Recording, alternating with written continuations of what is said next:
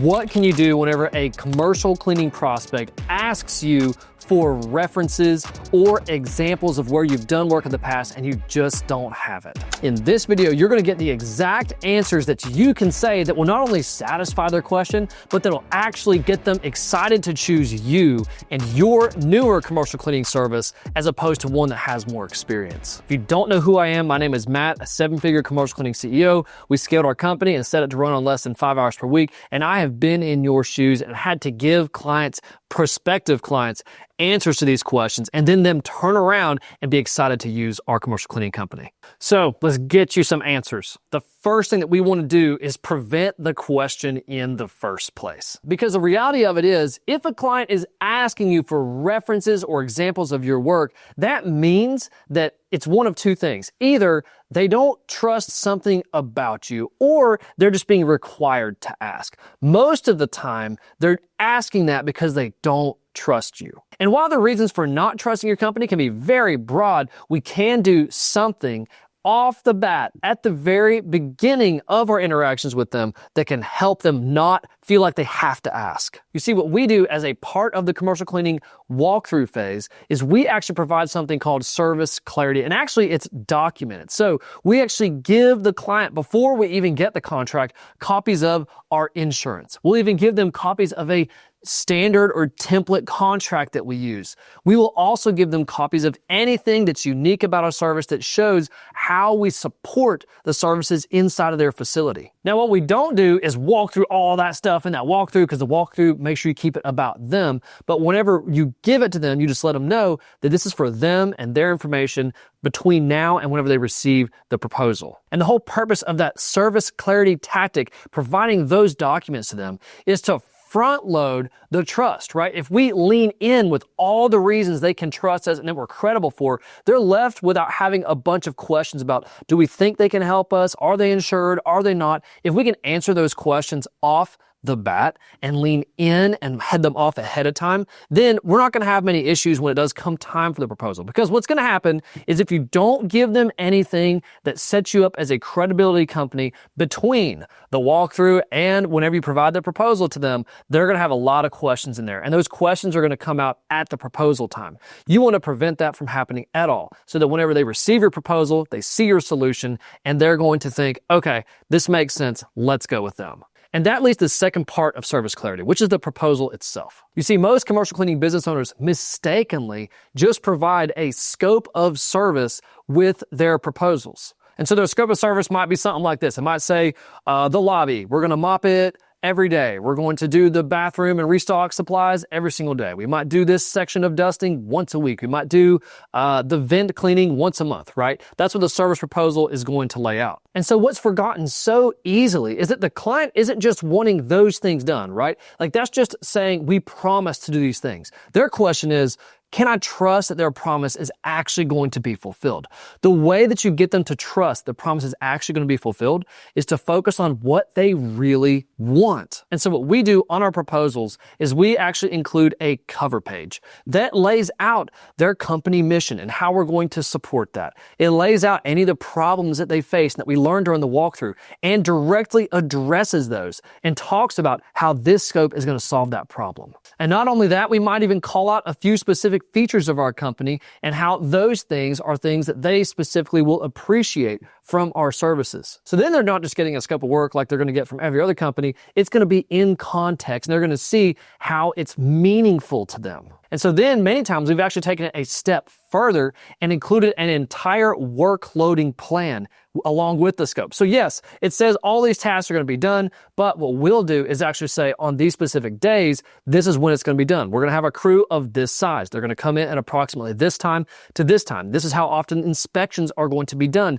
This is how you, Mr. or Mrs. Client, are going to know that these things are being done. This is going to be our communication responsibility. We're going to lay out the entire workload, whether it's the actual cleaners that are doing it and the actual management that's doing it, so that they have a complete picture, right? Service clarity. Then what are the odds that they're not going to trust that it's actually going to be done? If they actually see it being done and you're planting that vision in their mind, then the odds of them having an issue with, do they have the right references or not, or should we even ask?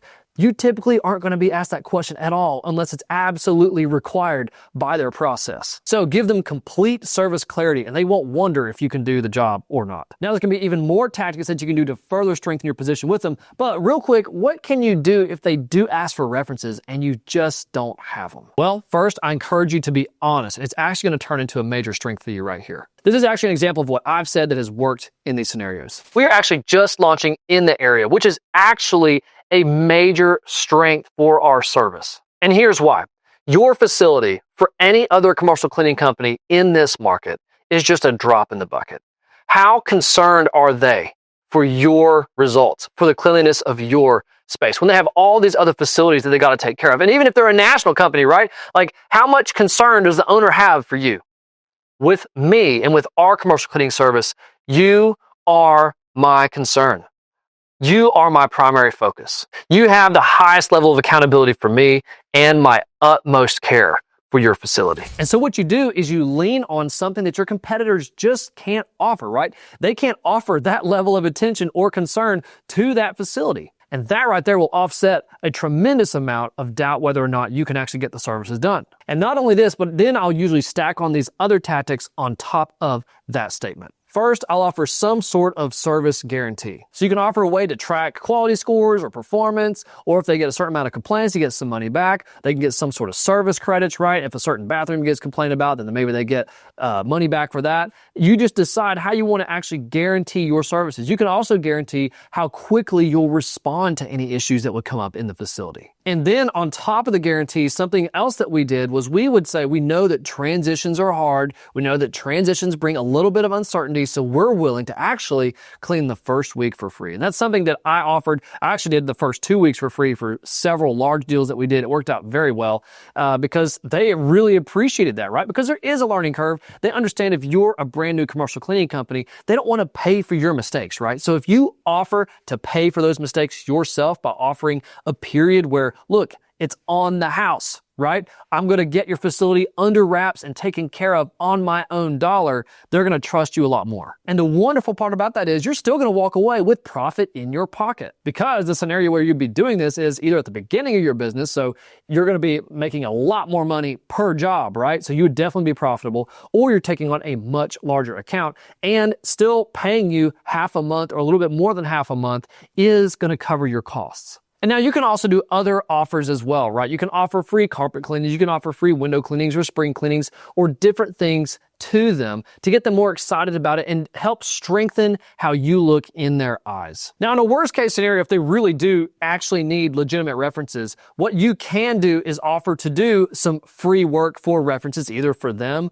or for some other individuals in your market. Let me tell you what, it's really easy to get people to take you up on some free cleaning because hardly anyone ever does it. So if you have to go do that to just check the box and get some legitimate references, you absolutely can. Now let's say your potential commercial cleaning client is kind of on the edge, like they kind of want to use you, but they're not quite sure. They still need a little bit more convincing. Here is a question that I love to ask. Have you ever worked with someone who's been in the same role for their entire career? They never got promoted, they never improved or grew in their abilities or career. They'll likely say yes. And then I'll ask, well, have you ever worked with someone who within a year, they passed that person up in promotions and ability and in skills, and in 5 years, they were so much further ahead? Likely that's what you did, right? Because you're in the role that you're in now. And then again, they'll probably say yes and agree with you. I've seen that. So then the golden question comes up. What's the difference between those two people? It can't be experience, right? Because the person who's been in that role, for example, 40 years but never advanced, has an enormous amount of experience in that role over the person who just did it for a year. Yet, the person who was in that role for 40 years did not grow or advance. And the point we want to make with them is this: experience and time on the job are not indicators of excellence. Just because someone has 40 years or has done a specific job 1,000 times doesn't mean that they do it any better than, say, the person who did it for a year and got promoted up. So what is the difference? Typically, it comes down to work ethic. the humility to learn and to grow and then to apply. And that's what you have to help them see that you are offering them. They can choose some other company that's been doing things the same way for dozens and dozens of years and they kind of get okay results, or they can go with a company that really cares and has an owner that really is going to care about them and innovate and customize and make things fit well for their facility. I'd be willing to bet that they'll be much more excited to choose you. Now you might be saying, Matt, well, I can't do that for every single facility, right? As I continue to grow. And yeah, that's the case. This is about how do you get this first facility, whether it's your first large one or one that you really want into, or it's your very first facility at all. Your advantage is that you can do and offer what those companies cannot. Use that advantage. And I'd be willing to bet even as you scale, an imprint of that is going to go into all of your clients and make your company even more unique. Look, if you're just starting out or you want to win these larger and larger contracts, check out the links down below for the full janitorial millionaire blueprint and system that I give you. It's exactly how I scaled my company up to 7 figures and set it to run on as little as 5 hours a week. Again, my name is Matt, your 7-figure commercial cleaning CEO. I hope this video was helpful to you and was a blessing to you. I know my company's been a blessing to us. So that's why we make these videos, is to help you experience that same thing. Thank you so much for watching. If this was helpful, please like, subscribe, and until next time, keep building.